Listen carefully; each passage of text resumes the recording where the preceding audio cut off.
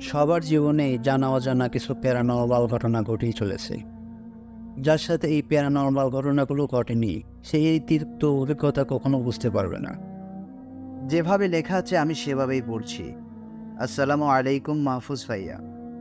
আশা করি বরাবরের মতোই ভালো আছেন, সুস্থ আছেন। ২০১২ সাল থেকে ভূত এফএম শুনতাম। আর এখন ২০১২ সাল হয়ে গেছে, এখনও ভূত.কম অফিসিয়ালের রেগুলার শ্রোতা হিসেবে পাশে আছি। অনেকগুলো বছর পেরিয়ে গেছে আপনার স্পেশাল ঘটনাগুলো শুনে শুনে। এক অন্যরকম ভালো লাগা আর ভালোবাসা আপনার প্রতি। তাই আমি চাই ঘটনাটি সিলেক্ট হলে আপনি আমার ঘটনাটি পড়ে শোনান। এটা আমার পাঠানো প্রথম ঘটনা। আজ আমারও আমার পরিবারের সাথে ঘটে যাওয়া এক ভয়ঙ্কর সত্য ঘটনার অধ্যায় লিখে পাঠাচ্ছি আপনাকে। ঘটনাটি সব বিষয়ে আমার পরিবারের সবার কাছ থেকে শুনেই লিখছি, যেন কোনো কিছু বাদ না পড়ে। বস্তুত অনেক দিন আগেই ইচ্ছা ছিল ঘটনাটি শেয়ার করব, কিন্তু গুছিয়ে লিখতে পারবো কিনা সন্দেহ থাকার কারণে শেয়ার করা হয়নি। আজ একটু চেষ্টা করলাম, তাই ভুল দুটি ক্ষমা করবেন। বিশ্বাস করা বা না করা সম্পূর্ণ আপনাদের উপর। অনেক পুরনো দিনের ঘটনা হওয়ায় আমি বাসার সবার কাছ থেকে যেভাবে কালেক্ট করেছি এবং তারা যেভাবে বলেছে, আমার যা যা মনে আছে সেই সব মিলিয়ে সাজিয়ে লেখার চেষ্টা করলাম। ঘটনাটাই পড়ে শোনালে খুশি হব। আর কথা না বাড়িয়ে ঘটনায় চলে যাই।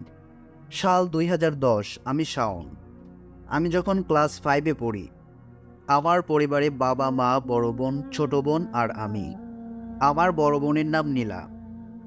আবু তখন ক্লাস 7-এ আর আমার ছোট বোন রীতা আমাদের বাসার নতুন মেহমান তখন।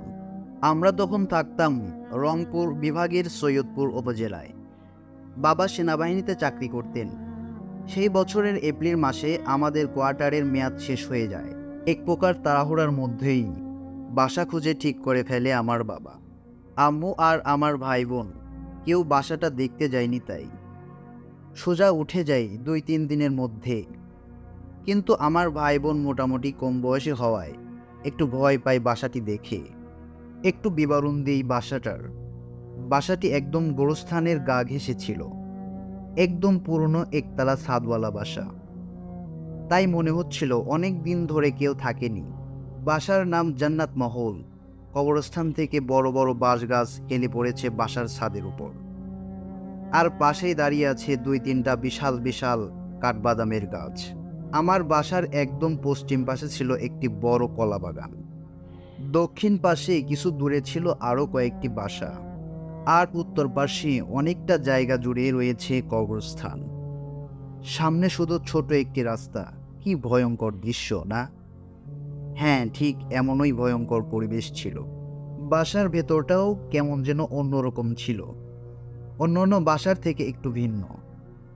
একটি ইউনিট ছিল, 2টি ফ্যামিলি থাকা যাবে এমনভাবে বানানো হয়েছে। জানালাগুলো বেশিরভাগই ছিল কবরস্থানের পাশের দিকে। আমরা থাকতাম 2টো রুম নিয়ে, আর কেউ ছিল না পুরো বাসায়, তাই পাশের 2টি রুম ফাঁকা ছিল। ঘটনার সূত্রপাত ঘটে সেদিন সন্ধ্যা রাতেই। আমার আম্মা সিঁড়ির পাশের চুলায় রান্না করছিল একা বসে।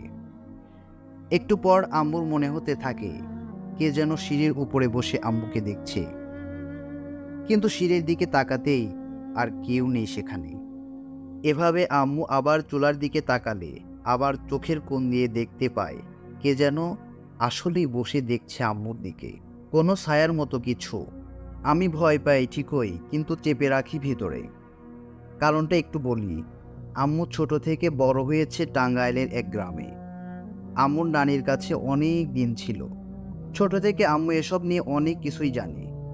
সেই কারণেই আম্মু অনেক সাহসী এইসব বিষয়ে। এমনকি আমাদের ফ্যামিলিতে সব থেকে সাহসী আমার আম্মু। ঘটনায় ফিরে আসা যায়। আম্মু আমার বড় বোন অর্থাৎ নীলা আপুকে ডাক দেয়।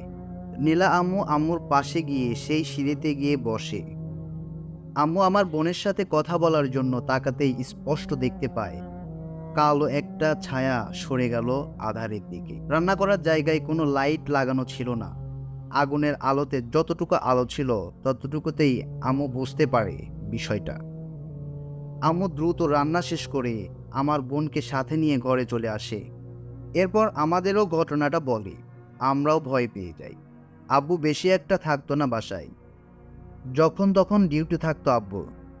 আব্বু বাসায় এলে আব্বুকেও বলি আমরা বিষয়টা, কিন্তু বরাবর সব পুরুষের মতোই আব্বু হাসি ঠাট্টার মাধ্যমে উড়িয়ে দেয় ব্যাপারটা। সেই রাতেই ঘটে আর এক ঘটনা। আমাদের লোহার চেয়ার ছিল দুটো। আব্বুর রাতে গিয়ে ছাদে বসে থাকার অভ্যাস আগে থেকেই, তাই চেয়ার নিয়ে ছাদে যায়। আব্বু আসার সময় চেয়ার ছাদে রেখেই চলে আসেন ঘরে। রাতে সবাই ঘুমিয়ে পড়ি। আমার বড় বোন আলাদা রুমে ঘুমিয়েছিল, আর আমরা বাকি সবাই একসাথে ঘুমিয়েছিলাম। আমার ঘুম ভেঙে যায় একটা বাজে শব্দে। ছাদের উপর কেউ যেন কিছু নিয়ে টানাটানি করছে। ভারী কিছু ভাবলাম, আব্বু মনে হয় ছাদে গেছে আবার। কিন্তু না, ডান পাশে ঘুরেই দেখি আব্বু আম্মু সবাই ঘুমাচ্ছে। আমি আব্বুকে ডেকে তুললাম। তখন আব্বু শুনল ছাদে টানাটানির আওয়াজ হচ্ছে। আমি জিজ্ঞাসা করলাম, আব্বু ছাদে কে আছে ছাদে? আব্বু বলে, তুমি উঠছো কেন বাবা, ঘুমাও, আমি দেখে আসছি। এদিকে সেই টানাটানির আওয়াজ একবারের জন্যও থামছিল না, যেন কেউ ছাদের এক মাথা থেকে আর এক মাথায় টেনে নিয়ে যাচ্ছে, আবার এদিক থেকে ওদিক নিয়ে যাচ্ছে। আমি শুয়ে শুয়ে শুনতে থাকি সব, আর ভয়ে কুঁকড়ে যাই। আব্বুকেও দেখি বসে থাকতে, শুয়ে পড়ে আবার। এরপর আব্বু আর ছাদে যায়নি। হয়তো আব্বু বুঝতে পেরেছিল বিপদ হতে পারে। আমি পরে আব্বুর থেকে শুনেছিলাম, প্রথমত আব্বু ভাবে চোর এসেছিল মনে হয়, কিন্তু পরে আম্মুর সাথে ঘটে যাওয়া ঘটনা মাথায় আসলে আব্বু আর যাওয়ার সাহস পায়নি। যাই হোক, ঘটনায় ফিরি। একটু পর শুরু হয় আর এক সমস্যা। অনেক জোরে জোরে শব্দ আসে ছাদ থেকে। কেউ এবার ভারী কিছু দিয়ে বাড়ি মারছে ছাদে, একবার দুইবার নয়, লাগাতার, হয়তো চেয়ার দিয়েই। এরপর সবাই উঠে পড়ে, আর আমার ছোট বোন উঠে কান্না শুরু করে দেয়। ঠিক কয়েক সেকেন্ড পরেই আবার আমার বোনের চিৎকার শুনি আমরা। আব্বু উঠে যেতে যেতেই নীলা আপু আমাদের ঘরের দরজা নক করতে থাকে, আর জোরে জোরে আম্মুকে ডাকতে থাকে। আব্বু খুলে দিতেই আমরা দেখি নীলা আপু ভয়ে প্রায় শেষ, চোখ দিয়ে পানি, কাঁদো কাঁদো গলায় ভীষণ ভয়ে বলছিল, আম্মু আমার ভয় লাগছে অনেক। কে জানি জানালা দিয়ে ডাকছিল আমাকে। আম্মু আপুরকে ভেতরে নিয়ে এসে পানি খেতে দেয়। তারপর আপু সব বলে। আপু বলেন, ছাদের থেকে আসা এমন শব্দে আমার ঘুম ভেঙে গেছে। তাও আমি একটু চুপচাপ শুনছিলাম। প্রথমে একটু ভয় লাগছিল আমার। তখন ওই শুনি আমাকে কে যেন নাম ধরে জানালার বাইরে থেকে কে যেন ফিসফিস করে ডাকছে, নীলা, নীলা, নীলা, নীলা। এরপর সব চুপ হয়ে যায়।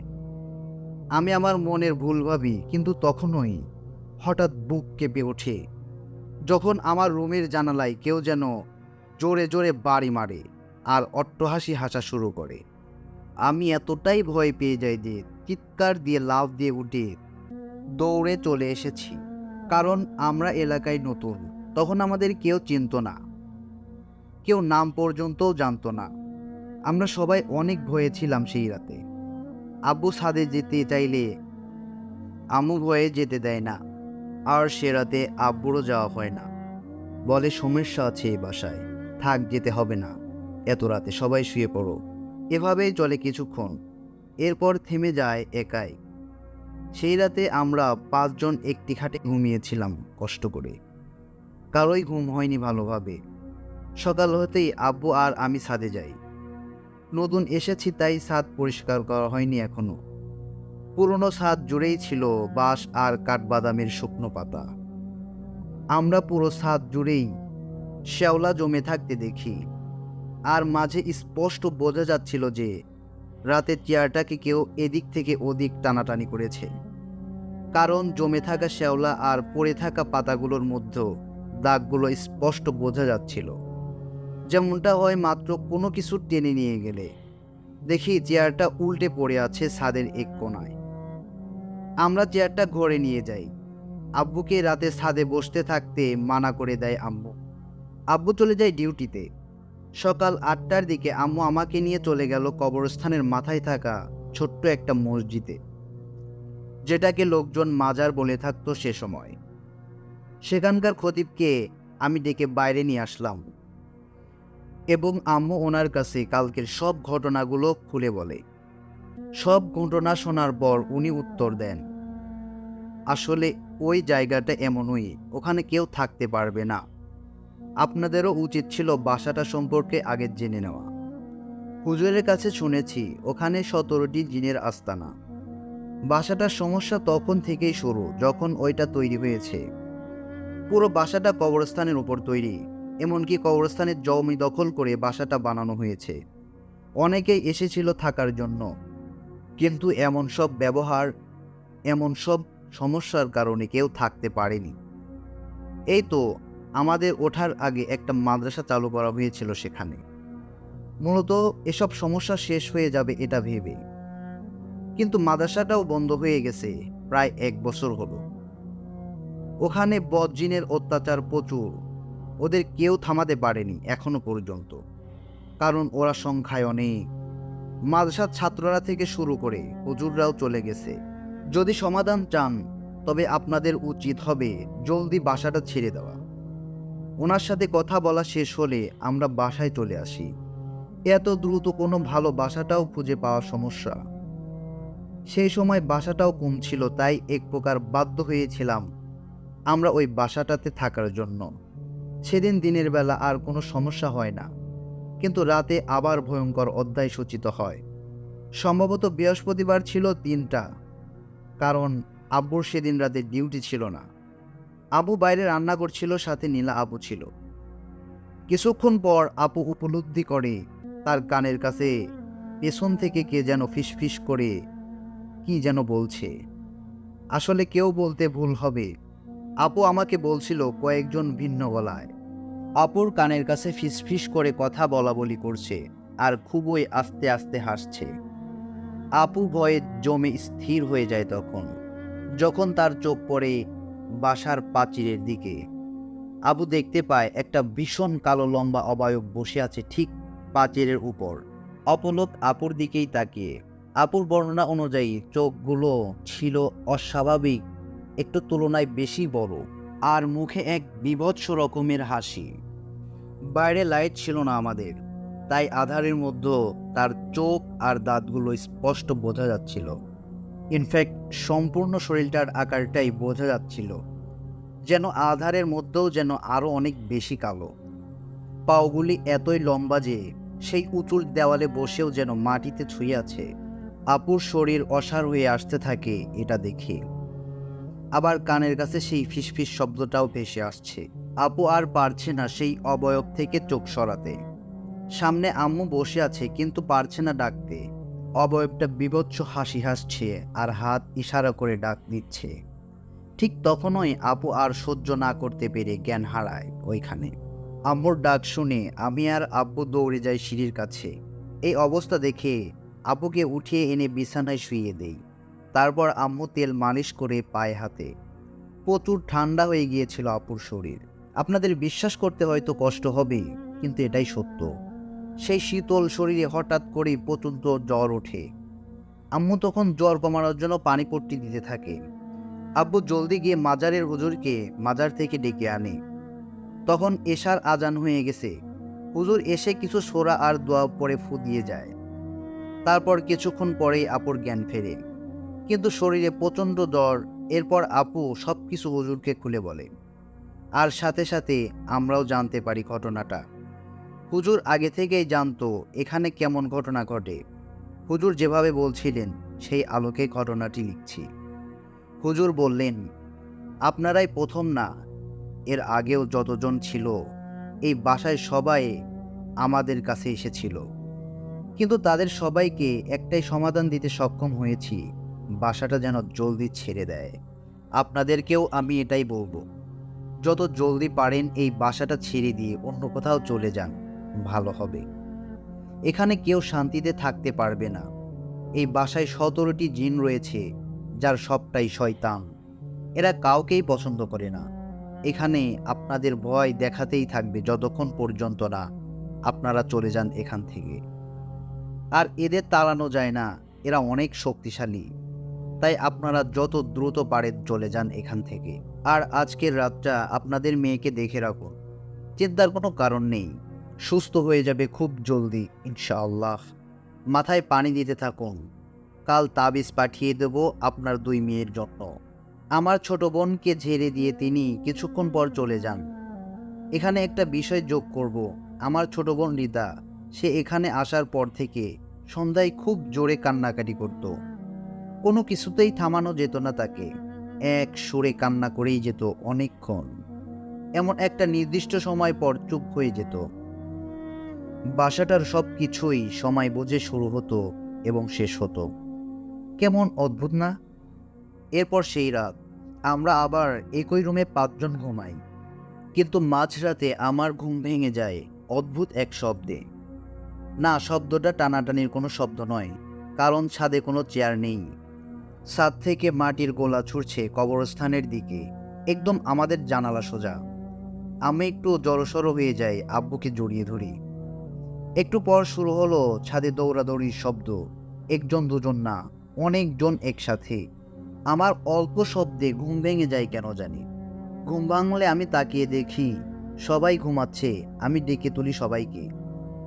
রাতের গভীরতার সাথে সাথে তাদের অত্যাচারও বাড়তে থাকে। কিছুক্ষণ পর ইট ফেলা শুরু হলো ছাদ থেকে। একটু পর পর ঠপ ঠপ ইট মাটিতে পড়ছে। আব্বু আম্মু বিষয়টা বুঝিয়ে আমাকে বলল, কিছু হবে না, তুমি ঘুমিয়ে পড়ো। আমি শুয়ে শুয়ে শুনতে থাকি, কারণ ঘুম আসছিল না। এভাবে অনেকক্ষণ চলার পর একাই থেমে যায় সব, আমিও ঘুমিয়ে পড়ি। আশ্চর্যের বিষয়, সকালে উঠে ছাদে গিয়ে দেখি সব ইট ঠিকঠাক আছে। কিন্তু তাহলে রাতে এই ইট কোথা থেকে পড়লো? এক প্রকার রহস্যই হয়ে গেছে তা। জানিয়ে রাখি, বাসাটা 2 তলা বানানোর জন্য ছাদের এক কোণে ইট এনে রাখা হয়েছিল, যদিও কনস্ট্রাকশন বন্ধ ছিল। আর রাতের বেলায় পুরো বাসায় অনেকের পায়ের হাঁটাহাঁটির শব্দ শোনা যেত। বাসায় আমরা ছাড়া কেউ থাকতো না।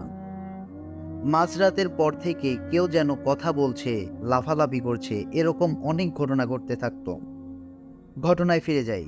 পরের দিন জুম্মার নামাজ শেষে হুজুরের এক ছাত্র এসে তাবিজ দিয়ে যায় আমার বড় বোন আর ছোট বোনের জন্য। আল্লাহর রহমতে সেদিন রিতা আর কাঁদেনি সন্ধ্যায়, সব ভালোভাবে যাচ্ছিল। আব্বু আসে 9টা-10টার দিকে। আমরা শুয়ে পড়েছি। আমরা ভেবেই নিয়েছিলাম আর সমস্যা হবে না রাতে, কিন্তু আমরা ভুল ছিলাম। আজ আবার বাবার সাথে ঘটে যায় এক ভয়ঙ্কর ঘটনা। আজ ছাদে কিছুই হয়নি, তাই আমরা সবাই শান্তিতে ঘুমিয়েছিলাম। বাবা ওয়াশরুমে যাওয়ার জন্য ঘুম থেকে উঠে, বলে রাখি ওয়াশরুম যেতে হলে সেই ফাঁকা 2টা রুম পার হয়ে যেতে হতো। আব্বু হয়তো ঘুমের ঘোর নিয়েই যাচ্ছিল, তাই যাওয়ার সময় খেয়াল করিনি। বাসার সব গেট ছিল কাঠের, একমাত্র মেইন গেট ছাড়া। ওয়াশরুমের বাইরে থেকে নক করার শব্দ পায়। আব্বু প্রথমে ভাবে আমরাই হয়তো কেউ আব্বুর পিছে পিছে আসছি, তাই তেমন কিছু বলে না। আবারও নক করার শব্দ, ঠিক 2 বার। আব্বু এবার জিজ্ঞাসা করে, কে? কোনো উত্তর নেই ওপাশ থেকে। কিছুক্ষণ পর আবার নক করলে আব্বু রেগে ওঠে, এই কে? এবার ওপাশ থেকে উত্তর আসে একটা কর্কশ হাসি। মেল কণ্ঠে বলে, বের হবি না, বের হবি না। আব্বু প্রচণ্ড ভয় পায়, তবুও চুপচাপ বসে থাকে ভেতরে অনেকক্ষণ। কিছুক্ষণ পর আব্বু আবার নক করার শব্দ পায়, কিন্তু শুনতে পায় অন্য কিছু। ওয়াশরুমটা একদম ফাঁকা, সেই রুমগুলোর সাথেই ছিল। আব্বু শুনতে পায় পাশের রুম থেকে খুব লাফালাফি চলছে, আর কথাবার্তা, অনেকজনের উপস্থিতি সেখানে, এটা স্পষ্ট বোঝা যাচ্ছিল। কিন্তু আব্বু কি করবে সেটা আর ভেবে পাচ্ছিল না ভয়ে। অনেক ভেবে আব্বু উজু করে নেয় এবং সাহস নিয়ে আল্লাহর নাম নিয়ে বের হয় দরজা খুলে। সাথে সাথে সব নিস্তব্ধ হয়ে যায়, একদম কোথাও কোনো শব্দ নেই, একদম পিন ড্রাইভ সাইলেন্স। কিন্তু আব্বু একটা জিনিস লক্ষ্য করে, পাশের রুমের দরজা খোলা, কেউ আসে নাই ঘরে। তাহলে দরজা খোলা কিভাবে? আব্বু একটু এগিয়ে গিয়ে দেখতে চাইলে দরজা একাই লেগে যায়। শব্দে আম্মুর ঘুম ভাঙলে আম্মু উঠে দেখে আব্বু নেই বিছানায়। আম্মু আমাকে ডেকে তুলে নিয়ে যায়। সাথে আমরা দেখি আব্বু সেই ফাঁকা রুমের বাইরে জানালার পাশে পড়ে আছে। আব্বুকে ডাকি, ওঠে না। অনেক কষ্ট করে আমি আম্মু আব্বুকে টেনে নিয়ে আজকে আমি যে ঘটনাটি শেয়ার করব, এই ঘটনাটি আমারই মডারেটর মোহাম্মদ ইয়াসিনের কাছ থেকে নেওয়া। তো ইয়াসিন ঘটনাটি কালেকশন করেছেন এক অ্যাম্বুলেন্স চালকের কাছ থেকে। তো ইয়াসিনের আম্মু অনেক গুরুতর অসুস্থ থাকার কারণে ডাক্তার থেকে পাবনা থেকে রাজশাহী ট্রান্সফার করে দেন। এরপর ইয়াসিন তার আম্মুকে নিয়ে অ্যাম্বুলেন্সে করে রাজশাহীর উদ্দেশ্যে রওনা দেন। তো যাওয়ার পথে ইয়াসিন ও অ্যাম্বুলেন্স চালকের মধ্যে একটা বন্ধুসুলভ সম্পর্ক তৈরি হয়। এরপর তারা বিভিন্ন বিষয় নিয়ে কথা বলতে থাকে। এক পর্যায়ে ইয়াসিন ইন্টারেস্টিং হয়ে অ্যাম্বুলেন্স চালককে জিজ্ঞাসা করে, আচ্ছা, আমি শুনেছি যে যারা অ্যাম্বুলেন্স চালায় তাদের সাথে অনেক ভয়ানক ঘটনা ঘটে থাকে। আপনার সাথে কি কোনো এরকম ভয়ানক ঘটনা আছে? তখন অ্যাম্বুলেন্স চালক বলল, হ্যাঁ, অনেক ঘটনায় তো আছে। এরপর ইয়াসিন বলল যে, তাহলে একটা ঘটনা শেয়ার করেন আমার সাথে। প্রথমত অ্যাম্বুলেন্স চালক ঘটনা শেয়ার করতে কোনো মতোই রাজি হচ্ছিল না। এরপর আমি অনেক জোরাজোরি করার পর অ্যাম্বুলেন্স চালক বলতে শুরু করলো, তাহলে শোনো। ঘটনাটি ছিল ঢাকা মেডিকেল কলেজের একটি লাশের ঘটনা। যেদিন ঘটনাটি আমার সাথে ঘটে সেই দিন আমি খাওয়া দাওয়া করে এশার নামাজ পড়ে যখন ঘুমাতে যাচ্ছিলাম, ঠিক তখনই একটি অপরিচিত নাম্বার থেকে আমার ফোনে ফোন আসে। ফোন রিসিভ করতেই ওপাশ থেকে একজন বলে যে ঢাকা মেডিকেল থেকে কুমিল্লায় একটা বেয়ারিশ লাশ নিয়ে আসতে হবে। তো লাশটির সাথে তার পরিবারের কোনো কেউ লোক ছিল না, আমাকে একাই নিয়ে যেতে হবে। এরপর আমি তাদেরকে মানা করে দেই এবং তারা আমাকে বলে যে আমার যে ভাড়া তার চেয়ে দ্বিগুণ দিবে। তারপর আমি এক পর্যায়ে রাজি হয়ে যাই। তারপরে আমি চিন্তা করলাম যে যেহেতু লাশের সাথে কোনো মানুষ থাকবে না, এজন্য আমি আমার একজন পরিচিত লোককে ঠিক করি আমার সাথে যাওয়ার জন্য। সে আমার খুব কাছের একজন মানুষ। তো আমরা দুজন লাশটিকে নিয়ে আসার জন্য ঢাকা মেডিকেল কলেজ হাসপাতালের উদ্দেশ্যে রওনা হলাম। তো লাশটি মর্গ থেকে বের করার জন্য যে কাগজপাতি বা ডকুমেন্ট ছিল ওইগুলো ঠিক করতে করতে একটু দেরি হয়ে যায়। এরপর লাশটি মর্গ থেকে বের করতে করতে রাত 10টা বেজে যায়। এরপর আমরা লাশটিকে নিয়ে কুমিল্লার উদ্দেশ্যে রওনা দিলাম। আমরা যখন হাসপাতাল থেকে লাশটিকে নিয়ে প্রায় 1 ঘন্টা পর ঢাকা টু কুমিল্লা হাইওয়ে রোডে উঠলাম। তো আমরা এই 1 ঘন্টা ভালোভাবেই যাচ্ছিলাম। এরপর থেকেই আমাদের সাথে ঘটনা শুরু হয়। কিছুক্ষণ পর আমার হেল্পার হঠাৎ করে পেছনে লক্ষ্য করে যে লাশটি বেডে নেই, নিচে পড়ে আছে। তখন আমরা বিষয়টা স্বাভাবিকভাবেই নিলাম যে হয়তো অ্যাম্বুলেন্সের ঝাঁকে লেগে লাশটি নিচে পড়ে গেছে। এরপর আমরা দুজন অ্যাম্বুলেন্স থেকে বের হয়ে লাশটিকে আবার বেডে রেখে দিলাম। এরপর আমরা লাশটিকে উঠিয়ে দিয়ে এসে আবার অ্যাম্বুলেন্সে এসে বসলাম। বসে আমরা আবার আমাদের গন্তব্যস্থলে যাওয়ার জন্য গাড়ি যখন স্টার্ট দিলাম, কিছুক্ষণ যাওয়ার পর আমার হেল্পার আবারও পেছনে তাকিয়ে লক্ষ্য করলো যে লাশটি আবার বেড থেকে নিচে পড়ে আছে। এটা দেখে আমার হেল্পার আমাকে ভয়ে ভয়ে বলল যে লাশটি আবারও নিচে পড়ে গেছে। এরপর আমি হেল্পারকে অভয় দিয়ে বললাম, ও কিছু না, হয়তো ঝাঁকি লেগে লাশটি বারবার এরভাবে পড়ে যাচ্ছে। তারপর গাড়ি থামিয়ে আমরা দুজন আবার বের হলাম। বের হয়ে লাশটিকে আবার বেডে তুলে দিয়ে আমরা দুজন আবার এসে গাড়িতে বসলাম। এরপর আমি অ্যাম্বুলেন্স স্টার্ট দিয়ে আবার চলতে শুরু করলাম। চলতে চলতে বেশ কিছুক্ষণ পর আমি লুকিং গ্লাসে লক্ষ্য করলাম যে বেডে লাশটি নেই। তখন আমি পেছনে তাকিয়ে দেখি লাশটি নিচে পড়ে আছে। এটা দেখে আমি কিছুটা ভয় পেয়ে যাই। এরপর আমরা দুজন ভয়ে ভয়ে গাড়ি থেকে নামলাম। তারপরে আমরা গিয়ে লাশটিকে আবার তুললাম। তুলে বারবার যেহেতু ঝাঁকি লেগে পড়ে যাচ্ছিল, এজন্য আমরা লাশটিকে তুলে বেঁধে রাখলাম দড়ি দিয়ে। এরপর আমরা দুজন আবার গাড়িতে এসে বসলাম। গাড়িতে এসে বসে আমি আবার চলতে শুরু করলাম। এভাবে বেশ কিছুক্ষণ যাওয়ার পর আমি আবারও হঠাৎ করে পেছনে লক্ষ্য করলাম যে লাশটি নেই। এটা দেখে আমি অনেক ভয় পেয়ে যাই। ভয়ে ভয়ে আমরা গাড়ি থেকে নেমে গিয়ে আবার লাশটা তুলে দেই, তুলে আবার বেঁধে দেই।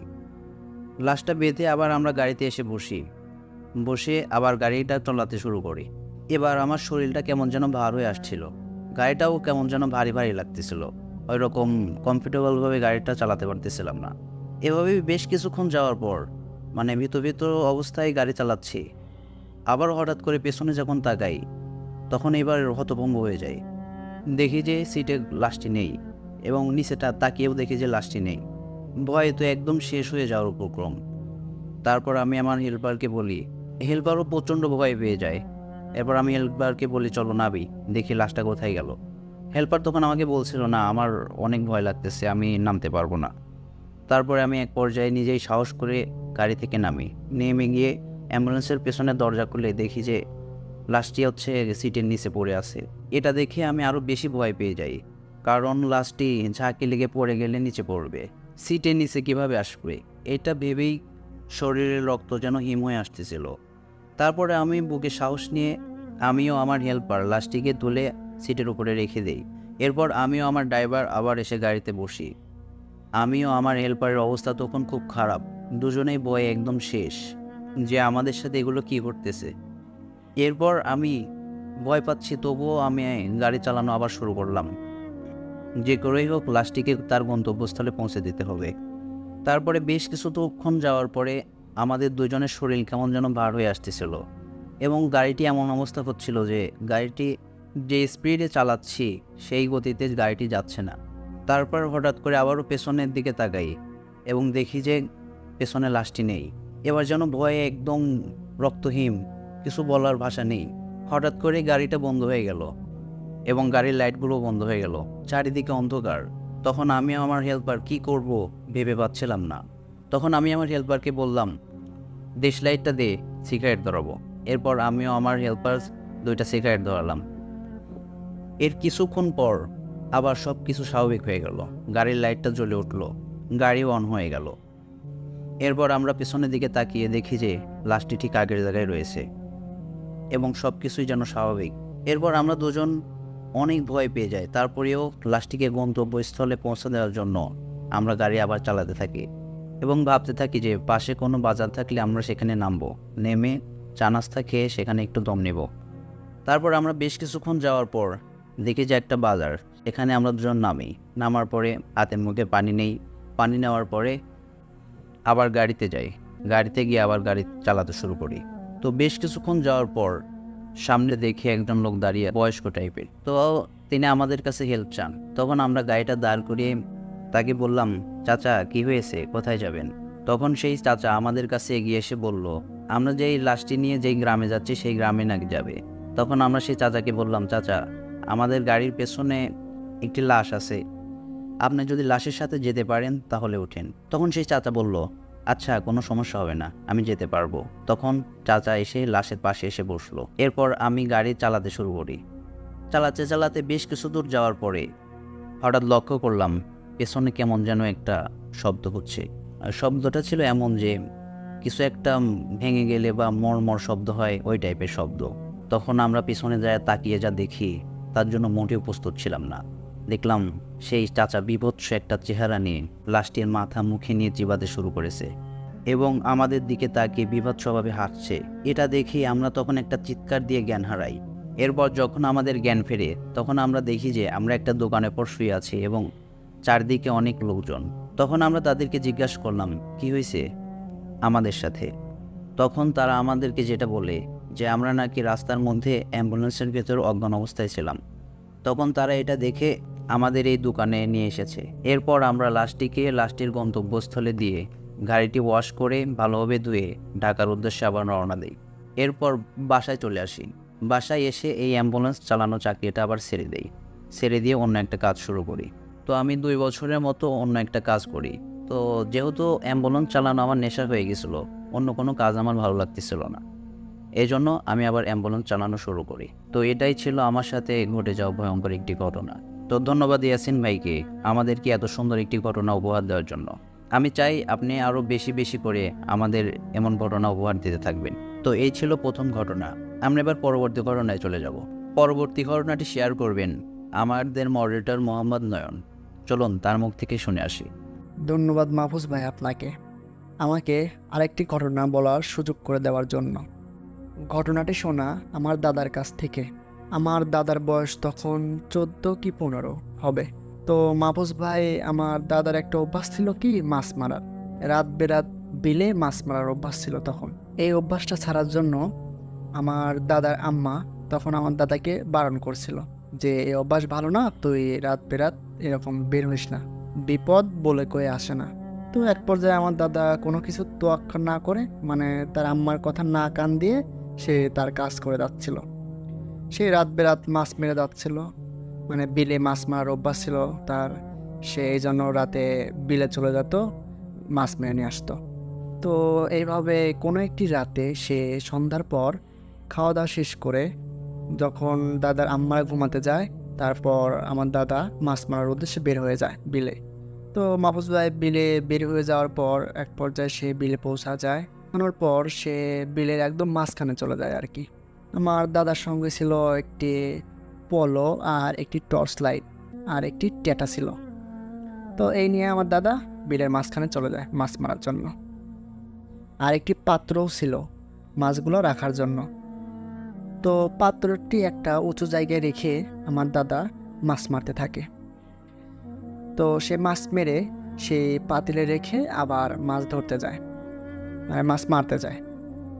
কিছু মাছ ধরে এনে সে পাতিলে রাখতেই সে দেখতে পায় আগের ধরা মাছগুলা সে পাতিলে নেই। সে অবাক হয়ে যায়, মাছগুলো গেল কোথায়?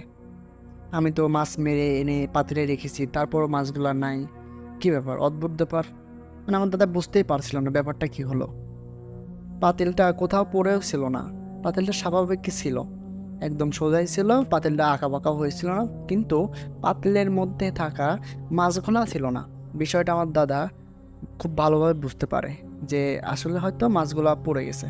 তো আমার দাদা অনেকক্ষণ মাছ মারার পর যখন দেখলো যে এই অবস্থা, তো আমার দাদা রাগ করে এক পর্যায়ে বাসায় চলে আসে। তো বাসায় চলে আসার পর পরের দিন সন্ধ্যাবেলায় সে আবার খাওয়া দাওয়া শেষ করে সে আবার কন্টিনিউয়াসলি মাছ ধরতে যায়। তো যাওয়ার পর সে অনেকগুলা মাছ ধরে, মাছ ধরার পর পাতিলে রাখে। তার সাথে আবার সে একই ঘটনা ঘটে, আগের দিনের ঘটনা। মাছ মেরে আনে পাতিলের মধ্যে রাখে, কিন্তু মাছগুলা থাকে না, মাছগুলা হাওয়ায় ভাসার মতন উধাও হয়ে যায়। তো আমার দাদা অনেকক্ষণ মাছ মারার পর এসে দেখে যে এই অবস্থা। মাছ মেরে আনতেছে ঠিক আছে, পাতিলে রাখে, কিন্তু পরবর্তী সময় মাছগুলো আর থাকে না পাতিলে। তো আমার দাদা খুবই বিরক্ত হয়ে সে আবারও সেদিন বাড়িতে চলে যায়। তো তৃতীয় দিন সে আবার সেই টাইম মতো মাছ মারতে আসে বিলে। মাছ মারতে আসার পর সে মাছগুলা মারার পর সে ভাবলো যে আমি মাছগুলা মারতেছি, এই মাছগুলা কোথায় যাচ্ছে, মানে সে এইটা দেখার জন্য সে কিছু মাছ মেরে এনে পাতিলে রেখে সে একটি আড়ালে চুপচাপ বসে থাকে, যে দেখার জন্য যে মাছগুলা কোথায় যায়। তো কিছু সময় পর সে লক্ষ্য করে যে একটা কিছু কালো অবয়ব কিছু একটার মতো পাতিলের কাছে এসে সে মাছগুলা খাচ্ছে চিবিয়ে চিবিয়ে। তো খাওয়ার পর আমার দাদা দেখে খুবই অবাক হয়ে যায় এবং খুবই ভয় পাচ্ছিল। তো তার মুখ থেকে কোনো সাউন্ড বেরোচ্ছিল না, সে চুপচাপ শুধু বিষয়টা দেখতেছিল লক্ষ্য করে। আমার দাদা ছোটবেলা থেকে অনেক সাহসী ছিল, এই জন্য সে এসব দেখে ভয় পাচ্ছিল না। তো একটা পর্যায়ে সে লক্ষ্য করে যে ওই যে কালো অবয়ব ছায়াটা আছে ওইটা অনেক বড় হতে লাগছিল, মানে বড় হয়ে যাচ্ছিল আর কি, মনে হচ্ছিল যে আকাশ ছোঁয়া ছোঁয়া এত বড় হয়ে যাচ্ছিল। তো এটা দেখার পর আমার দাদা রীতিমতো অজ্ঞান হয়ে যায়। তো অজ্ঞান হয়ে যাওয়ার পর একটা পর্যায়ে সকাল হয়ে যায়, সূর্যের আলো যখন তার মুখের উপর পড়ে সে জাগ না পাওয়ার পর সে দেখে যে সে মাঠের মধ্যে পড়ে আছে, মানে বিলের মধ্যে পড়ে আছে। তো বিলের মধ্যে পড়ে থাকার পর সে উঠে বাসায় যায়। বাসায় যাওয়ার পর দাদার আব্বার সাথে এবং দাদার আম্মার সাথে শেয়ার করে, বলে। তো বলার পর আমার দাদার আব্বু বলে যে তোকে যে মেরে ফেলে নাই ওখানে, এটাই ভাগ্য, তুই তো বেঁচে গেছিস, তোর ভাগ্যটা অনেক ভালো। তোকে আগেই তোর আম্মু বারণ করছিল যে তুই মাছ মারতে যাস না রাত বেরাত। এর আগে অনেক মানুষ সেইখানে মাছ মারতে গিয়ে অনেক কিছু দেখছে, অনেক মানুষের সাথে অনেক কিছু ঘটছে। তো কিছু মানুষ মারাও গেছে, আবার কিছু মানুষ দেখে ফিরেও এসছে, তার মধ্যে তুই একজন, তুই তো বেঁচে গেছিস। তো এটা বলার পর আমার দাদা আসলে অনেকটা ভয় পেয়ে যায়। তারপর আমার দাদার আব্বু আমার দাদাকে সাথে নিয়ে একটা কবিরাজের কাছে যায়। কবিরাজের কাছে যাওয়ার পর কবিরাজকে সব কিছু খুলে বলার পর কবিরাজ আমার দাদাকে কিছু ঝাড়ফুঁক করে দেয়, কিছু দোয়া কালাম পড়ে এবং একটা তাবিজ দেয়, পানি পড়া দেয়, এরকম মানে ভয় যাতে না পায় এরকম আর কি করে দেয়। তারপর এগুলাকে নিয়ে আমার দাদার আব্বু দাদাকে নিয়ে বাসায় চলে আসে। বাসায় চলে আসার পর তারপর সেই রাতে আমার দাদার সাথে একটি ভয়ানক ঘটনা ঘটে যায় মাহফুজ ভাই। ঘটনাটি ছিল যে আমার দাদা ঘুমিয়ে আছে, ঘুমের মধ্যে স্বপ্নে আমার দাদা দেখতে পায় সে মাছ মারতে গেছে। মাছ মারতে যাওয়ার পর সে মাছগুলো মারতেছে, আবার পাতিলে রাখতেছে। রাখার পর আমার দাদা লক্ষ্য করে যে ওই মাছগুলা একটা পিশাচ জাতীয় কোনো কিছু একটা খাচ্ছে। আমার দাদা এটা দেখে যখন ওটার মানে ওই পিশাচের সামনে যায়, তখন আমার দাদাকে দেখে ওই পিশাচ বলে যে তুই আসছিস, এই মাছের সাথে তোকেও এভাবে চিবিয়ে খেয়ে ফেলবো। তখন আমার দাদা খুবই ভয় পেয়ে যায় এবং ভয় পেয়ে চিৎকার করে মানে জাগনা পেয়ে যায়। তখন এই চিৎকার শুনে পাশের রুম থেকে আমার দাদার আব্বু দাদার আম্মু চলে আসে। আসার পর আমার আব্বু জিজ্ঞাসা করে যে কি হয়েছে তোর, তুই রাত্রে এরকম চিৎকার কেন করছিস? তো আমার দাদা বলে যে আব্বু আমি এই স্বপ্নে দেখেছি যে ওই পিশাচটা আমাকে খেতে চায়। তো এটা শোনার পর আমার দাদার আব্বু ভয় পেয়ে যায় যে এটা কি দেখলো স্বপ্নে। আমি দিনে তো একটা হুজুরের কাছে নিয়ে গেছিলাম, তো হুজুরের এই পানি পড়ায় কোনো কাজ হয়নি মনে হচ্ছে, তোকে আবার কালকে নিয়ে যাব ওই হুজুরের কাছে। তো এক পর্যায়ে সকাল হয়। সকাল হওয়ার পর আমার দাদার আব্বু আমার দাদাকে সাথে নিয়ে কবিরাজের কাছে যায়। যাওয়ার পর কবিরাজকে সব কিছু বলে। বলার পর ওই কবিরাজটি বলে যে কি এরকম তো হওয়ার কথা না, মানে অনেক কিছু বলে আর কি।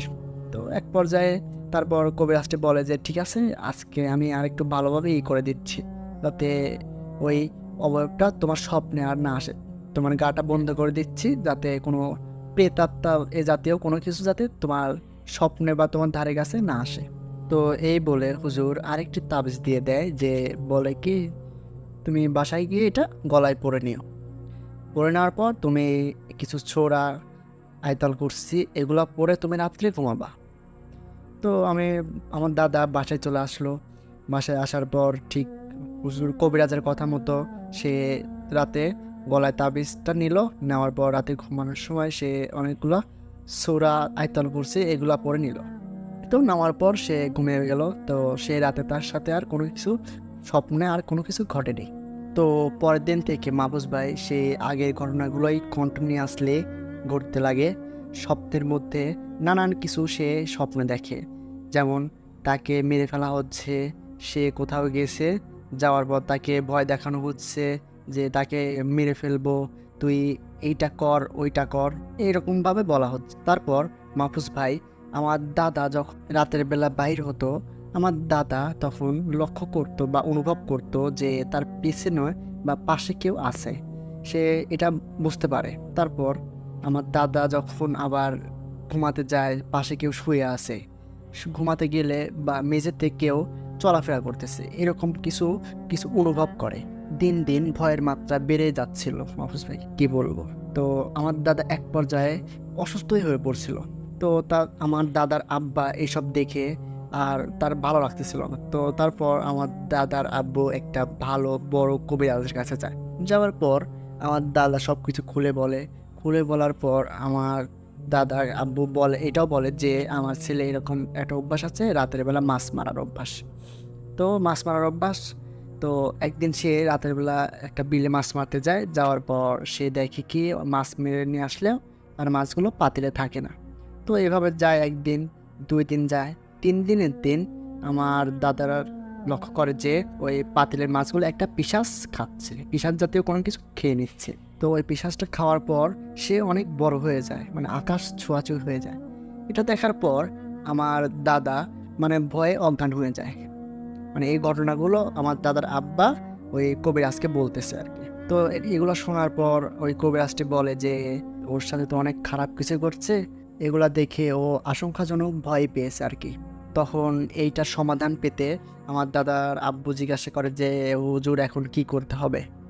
তখন হুজুর বলে যে এটা থেকে মুক্তি পেতে হলে ওকে কিছু নিয়ম মেনে চলতে হবে, রাতে ঘর থেকে বাইরে হওয়া যাবে না, আর আমি ওর গাটা বন্ধ করে দিচ্ছি আর একটা তাবিজ দিচ্ছি, আর তোমাদের বাড়িটাও বন্ধ করে দিচ্ছি যাতে ওই অবয়বটা স্বপ্নে আর ওকে যেন আর জ্বালাতে না পারে। তো মাহফুজ ভাই তারপর থেকে আমার দাদার সাথে আর কোনো অশুভ কোনো কিছু ঘটেও নেই, আর তারপর থেকে স্বাভাবিক যাচ্ছিল দিনগুলা। তো এই ছিল মাহফুজ ভাই এমন ঘটনা। ধন্যবাদ নয়ন ভাইকে ঘটনা শেয়ার করার জন্য। আজকের মতো এখানেই শেষ। পরবর্তী ঘটনাগুলো শুনতে চাইলে এই চ্যানেলটি সাবস্ক্রাইব করে আমাদের পাশে থাকবেন। ধন্যবাদ সবাইকে।